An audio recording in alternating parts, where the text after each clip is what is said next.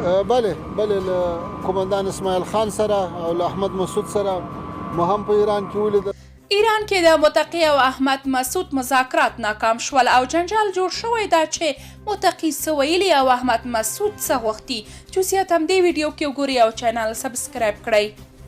د طالبانو حکومت وایي چې د دوی پلاوي په تهران کې له دوو مخالفو مشرانو احمد مسعود او اسماعیل خان سره لیدلي دي. د طالبانو د حکومت د بهرنیو چارو وزیر امیر خان متقی چې د دې پلاوي مشري کوله د دې لیدنې په اړه نن په کابل کې خبریالانو ته وویل.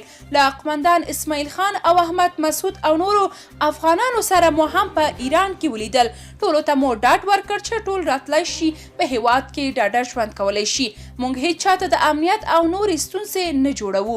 خو د ایران انټرنیشنل خبریال تاج الدین سروش لیکلي چې د سپاه پاسداران په منځګړیتوب یاد مذاکرات څخه ناکام شول په داسې حال کې چې احمد مسعود وغوښتل چې باید د دوی د کسانو په ګډون یو ګډ حکومت جوړ کړي چې ټول قومونه پکې ځای وویني.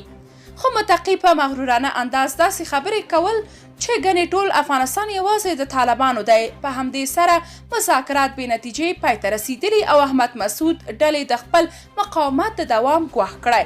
د طالبانو د حکومت ویان ذبیح الله مجاهد په ټویټر په یو بیان کې لیکلي دي چې د طالبانو حکومت هڅه کوي د هیواد راتلونکی د ټولو لپاره ډاډمنه وي او هیڅ چاته د مخالفت دلیل پاتې نه وي.